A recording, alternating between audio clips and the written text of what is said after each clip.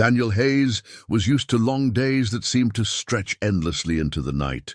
His small garage on the edge of Denver barely stayed afloat, but it was all he had left after years of setbacks. With grease-stained hands and tired eyes, he often wondered if life would ever ease its grip on him. Bills sat stacked on his desk, and every sound of the phone ringing reminded him of another overdue payment. Yet he pushed forward, because his 10-year-old son Ben depended on him. For Daniel, quitting was not an option, no matter how heavy the weight felt. It was a cool Colorado evening when Daniel rolled down the garage's heavy metal door. The streets were quiet, bathed in the glow of street lamps, and the hum of traffic in the distance was the only sound.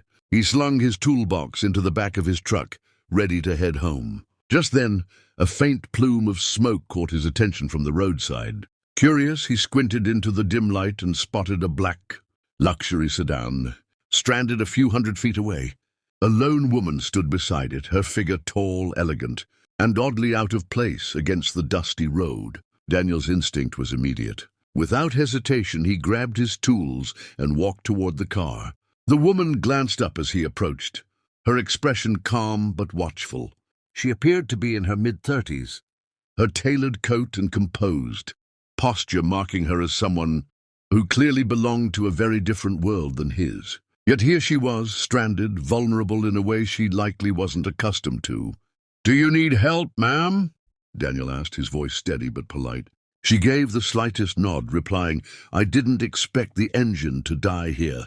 "Thank you." Daniel knelt by the car, flipping open the hood as a faint hiss of smoke rose into the air. He could tell right away the problem wasn't catastrophic, just a clogged fuel line. With practiced movements, he worked carefully, his calloused hands moving with confidence. The woman stood nearby, watching him with an intensity he found unsettling. Most people looked at him as if he were invisible, just another mechanic at the bottom rung of society. But her eyes studied him as though she were searching for something more. Within minutes, Daniel had the car humming again. She raised her eyebrows slightly, almost surprised.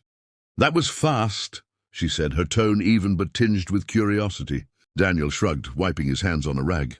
"When you've been fixing things as long as I have, you learn how to make broken engines breathe again." He expected her to offer payment next, a wad of cash thrust into his hands, followed by a swift departure. But she didn't. Instead, she stepped closer, her eyes locking onto his with unusual seriousness. "You didn't even ask what it was worth to me," she said softly. Daniel gave a faint smile, though inside he was confused. "Not everything is about money," he replied. "Sometimes people just need a little help." The woman's lips curved into something resembling a smile, though it never fully reached her eyes. It was as though she was measuring his response, weighing him against some invisible scale only she understood. Daniel felt a flicker of unease. Why was she studying him like this? He had fixed cars for strangers all his life, and none of them had ever reacted this way. To him, it was just another good deed, nothing more. The silence between them stretched before she finally reached into her bag and pulled out a small card.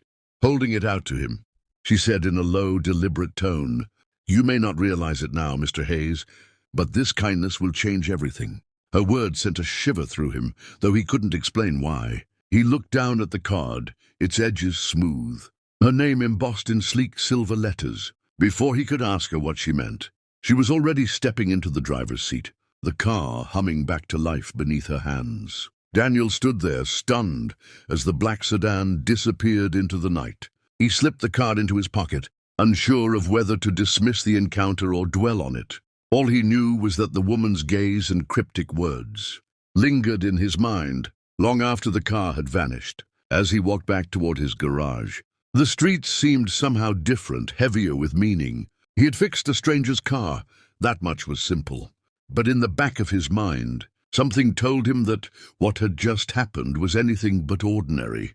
The following morning, Daniel woke with the same heaviness that usually greeted him, the weight of bills, responsibilities, and the lingering uncertainty of life.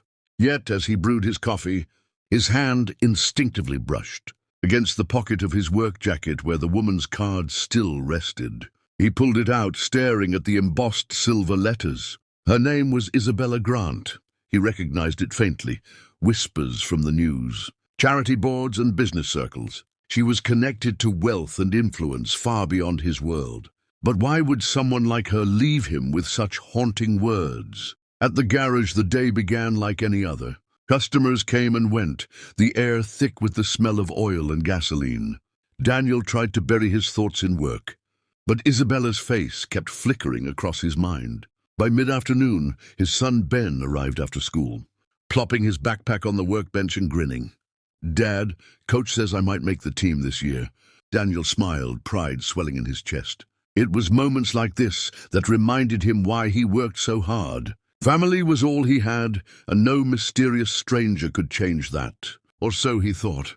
Just as he locked up for the evening, a sleek black car pulled up in front of the garage. Daniel froze. Out stepped Isabella, dressed simply this time, without the intimidating aura of the night before. Ben looked up curiously from his sketchbook, while Daniel wiped his hands nervously on a rag. She offered a calm smile. "I owe you more than thanks," she said, "and I'm here to explain." Daniel, wary but polite, gestured toward the office. The garage suddenly felt too small for her presence, as though someone had dropped royalty into a humble village. Inside, Isabella's words unfolded with startling clarity. She revealed that she wasn't just a wealthy figure, but someone tasked with overseeing a foundation meant to uplift those who had endured hardship with dignity. For months, she had been searching for someone genuine, someone who helped without expectation. "Most people," she explained, "see me for what I can give them. You didn't. That's rare." Daniel shifted uncomfortably in his chair, unsure whether to feel honored or suspicious. "I'm just a mechanic," he said quietly. Isabella shook her head, replying firmly, "You're much more than that, and you'll soon see." Her proposal came like a storm. She wanted Daniel to join the foundation, not as a figurehead, but as a partner who understood real struggle. His experiences, his perspective, his grit, these were qualities money couldn't buy. Daniel stared at her in disbelief. The offer felt surreal, as though the ground beneath him had shifted overnight. "I fix cars," he repeated, his voice nearly breaking. "That's what I know."